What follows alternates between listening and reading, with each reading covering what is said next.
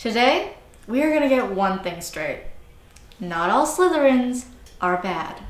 So back in high school when Pottermore came out, I took the test and I originally got Ravenclaw, which I completely agreed with. I was all about knowledge, I loved going to school, but as I got into college and I realized how big my dreams actually were, I became a lot more ambitious, and I didn't even realize it until I retook the test and got Slytherin.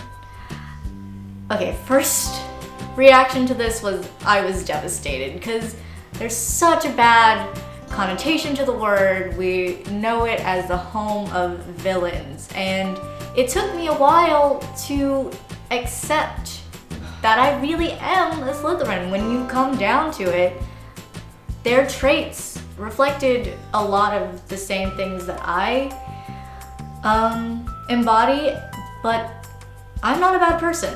I know that, and I'm extremely loyal to my friends and family and those that I care about, and I'm caring and very sincere, and I am ambitious, but I don't step on the people around me to get what I want.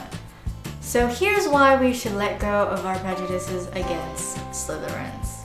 Slytherins, as described by J.K. Rowling, are cunning, ambitious, resourceful, shrewd, and determined. Cunning is just another word for intelligence, and there's nothing wrong with being smart. While resourcefulness is using what's around you to achieve your goals. And ambitious is just another word for being goal-driven. You know what you want and you're willing to go after it. That makes you passionate, that makes you determined, and ultimately it's the trait that's going to lead you to success. And lastly, we have shrewd. Now, in modern times, it carries a very negative connotation, but what it actually means is just having good judgment. You're cautious enough to be able to assess other people's intentions and motives. And there's nothing wrong with taking care of yourself. It's all about self-preservation. Now, I know our house has a bad rep of producing really bad wizards. We've got Voldemort, we've got Salazar Slytherin when he first created it, but they're not the only ones. There are good examples like Slughorn. Yes, he's a bit showboaty, he likes to name drop, but he was there at the final battle and he defended Hogwarts. Then we have Severus Snape. Yes, he was a bully. Granted, he was bullied himself by Gryffindors. And in the end, everything that he did was to defeat Voldemort, and it was out of love. And every action he had through the 7 books were intended to protect Harry. Tonks's mother, Andromeda, was a Slytherin and from a very pure-bloodist family, but she ended up marrying a Muggleborn and having Tonks, one of the coolest wizards that we have in the series.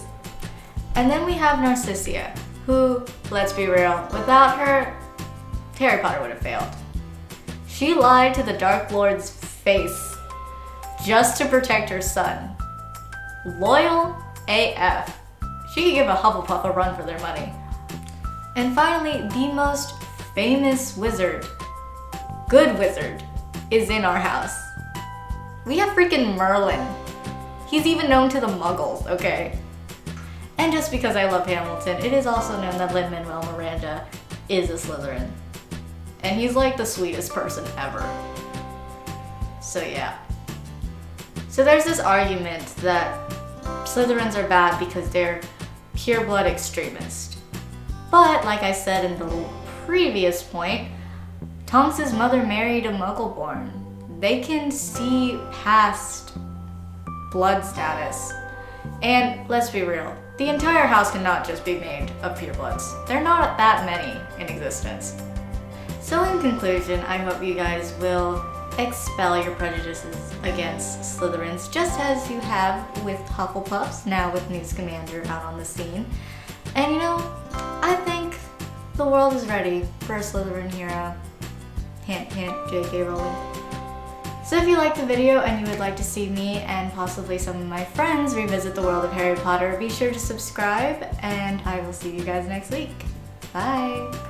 I think we need a Slytherin hero other than Snape, because he was a bully. Technically not. Yeah, but there's no like J.K. Rowling hasn't written a story about Merlin. If she did, read it in a heartbeat.